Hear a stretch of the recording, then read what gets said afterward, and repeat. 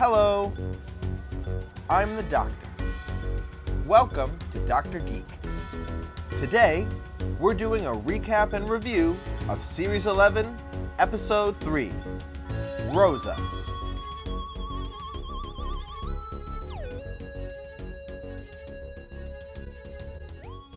The episode begins in Montgomery, Alabama in 1943, as Rosa Parks, the soon-to-be civil rights icon, makes her way onto a segregated bus. As she pays and makes her way to the back, the bus driver angrily confronts her, telling her she must get off the bus and re-enter at the back entrance for coloreds. But Rosa, demonstrating some of the disobedience that she would soon be famous for, refuses to do so, resulting in the bus driver throwing her off his bus and not allowing her to get back on, even after she paid the fare and had gone to the back entrance.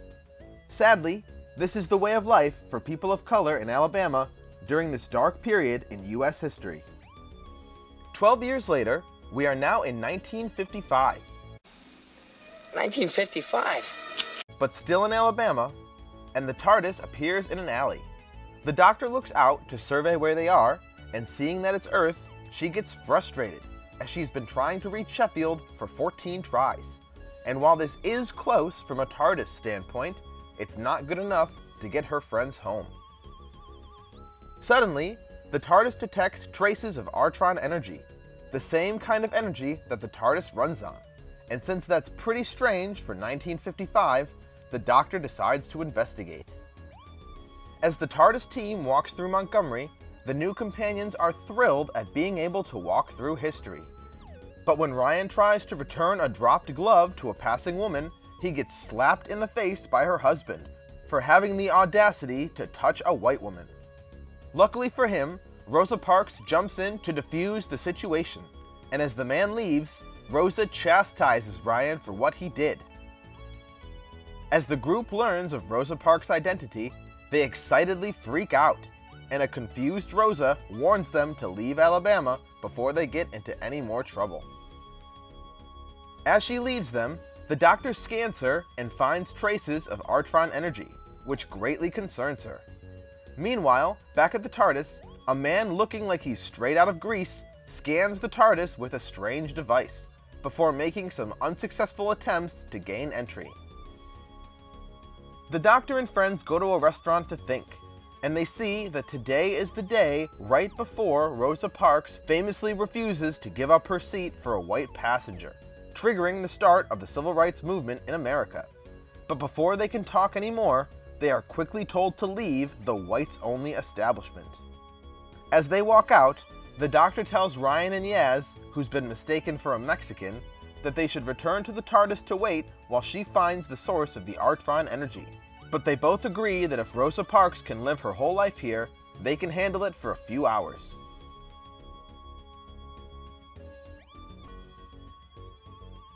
She finds a suitcase full of futuristic equipment. But before she can explain to her companions what it is, the greaser finds them looking through his things, and he fires upon them with his weapon, missing them by a wide margin.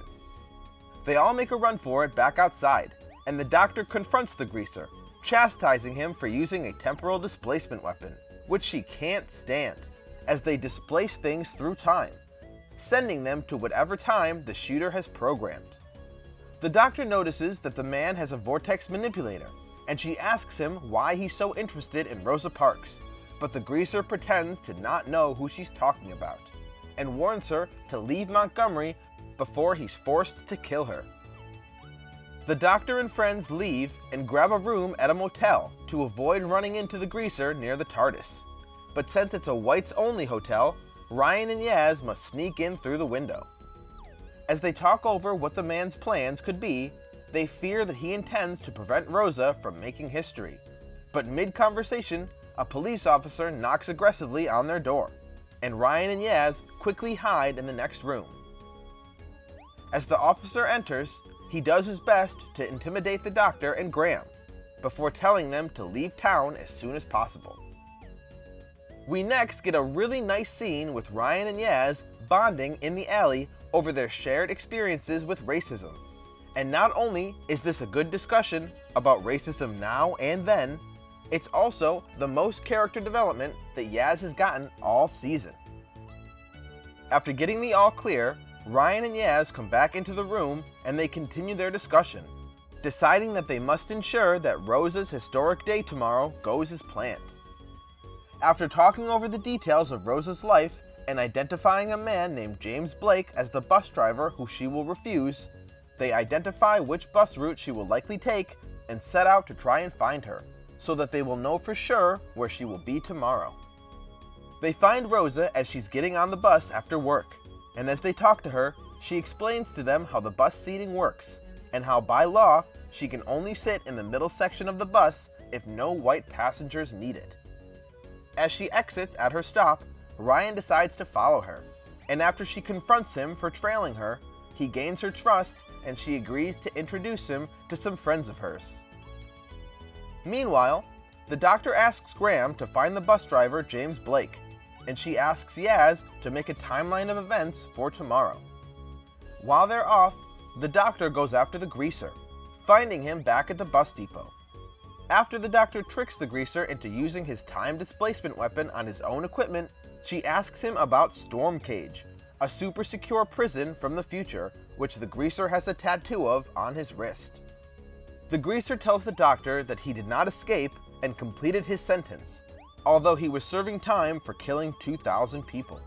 And the doctor tells him that his brutality explains why the people at Storm Cage thought it was necessary to put a neural restrictor on his brain before releasing him. Apparently, the restrictor, which the doctor detected with her sonic, prevents the greaser from being able to kill or hurt anyone, which explains why he has not killed Rosa Parks, and presumably also why he was so bad at hitting them with his weapon. The doctor learns that the greaser's name is Krasko, which she does not like, and knowing that he can't hurt her, the doctor takes and destroys his vortex manipulator. She asks him why he came to this time, and he tells her that this is the start of when it all went wrong, and he wants to put it right. The doctor gives him one last warning to leave, as he no longer has any of his gear, but he tells her that it doesn't matter, and that history changes when tiny things don't go to plan. Back at Rosa's house, Ryan meets some of her friends, including Martin Luther King, and Ryan excitedly tells him that his grandmother loved him. After the meeting, Ryan talks with Rosa outside, and he thanks her for what she's doing, but she says she hasn't done anything. Graham finds James Blake in a bar, but he learns that James will be taking the day off tomorrow to go fishing, after Krasko tricked him into thinking his schedule was changed. When Graham tells this to the rest of the gang, they resolve themselves to making sure everything will go to plan tomorrow.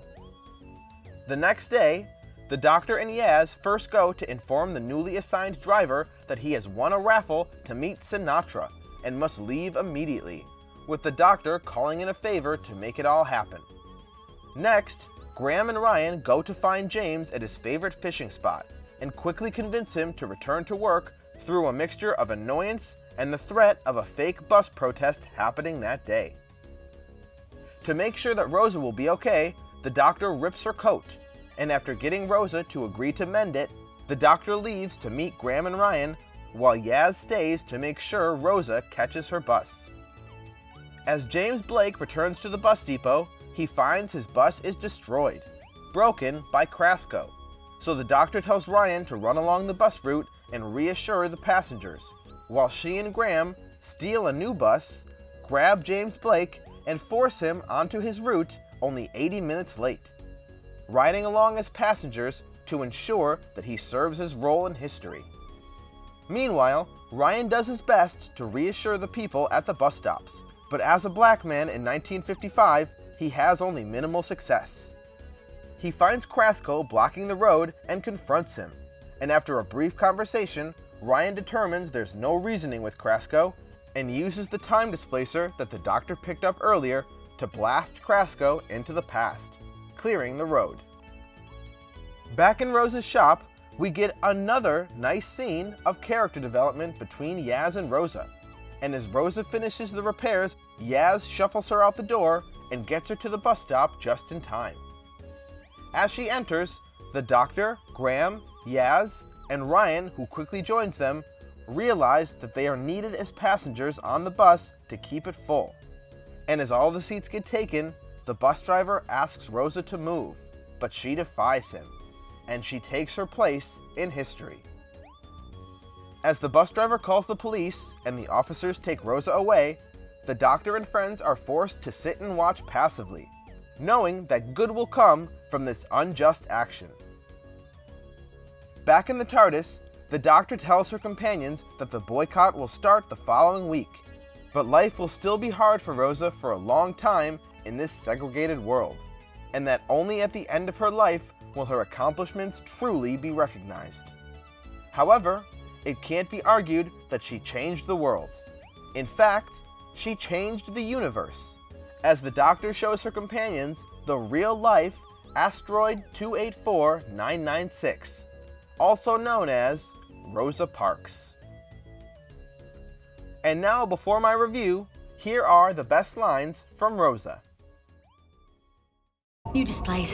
Still figuring them out. 1955? Elvis? Could we see Elvis? Did your mother raise you with no manners? I will take a no, ma'am. No, Mum. Brilliant! Rosa Parks. Lovely to meet you, Rosa Parks. Big fan. We don't serve Negroes. Good. Because I don't eat them. Hey, we will stop somewhere else to eat, though, won't we? No time, Graham! Can we open it?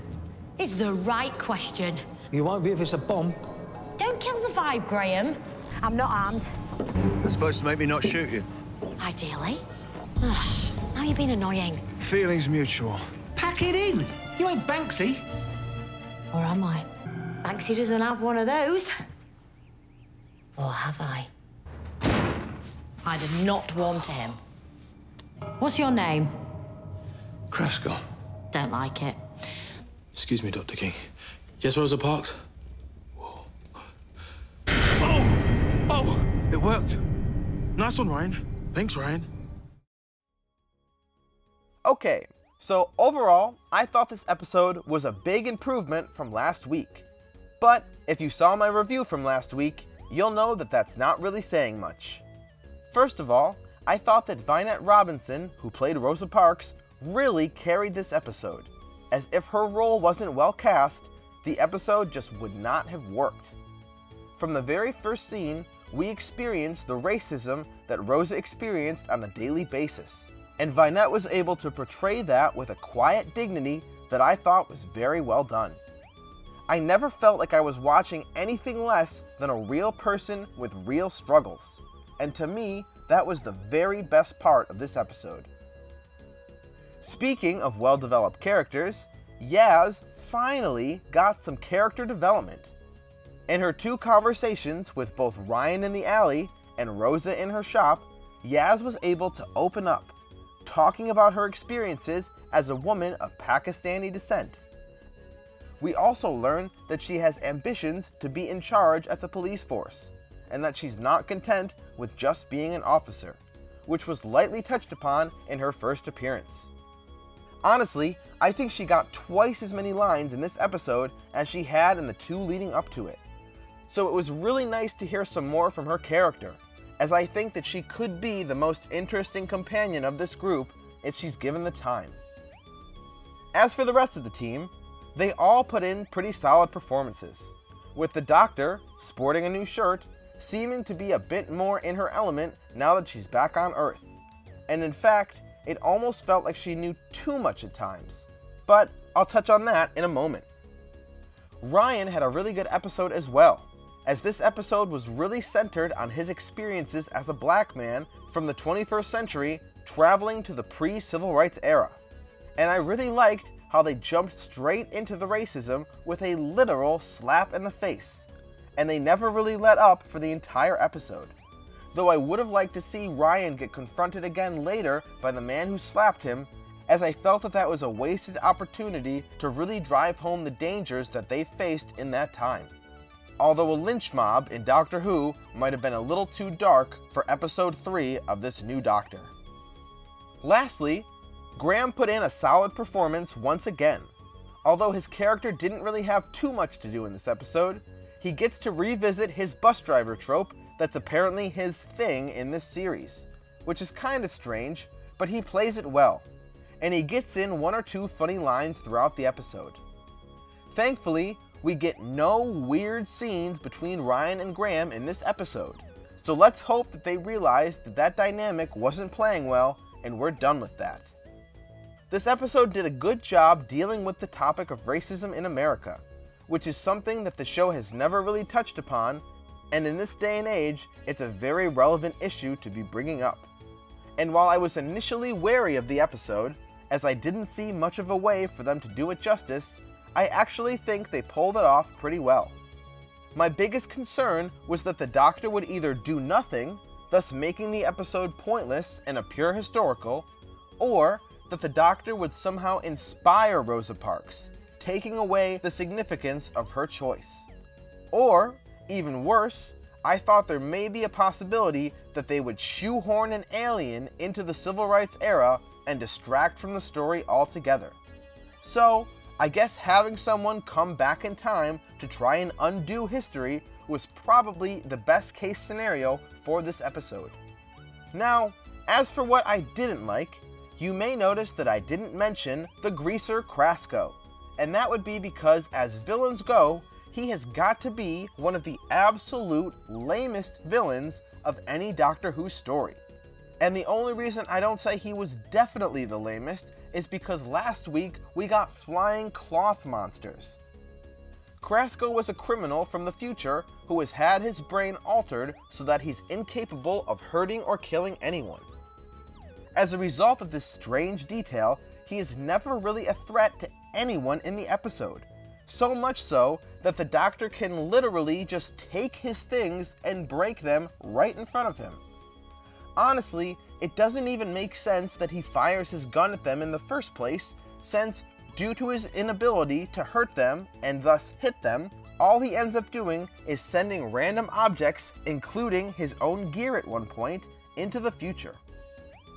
Krasko's plan is to stop Rosa Parks from making history, which in itself is a strange plan, as if she didn't do it, surely someone else would have eventually.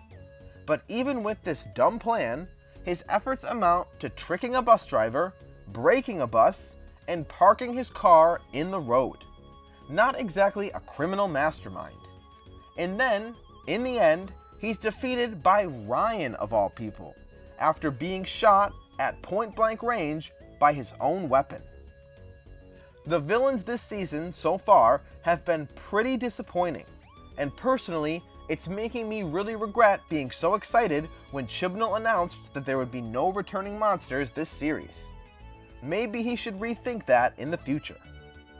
As for the overall story, as I said, I thought that they handled the topic of racism really well, and I was on board with the concept of someone trying to change history. But, once again, I thought that the writing was very lazy, and at times it was almost silly. While the first half of this episode does a good job of setting up everything, the second half seems a little rushed, with the Doctor telling Krasko more about himself than he does.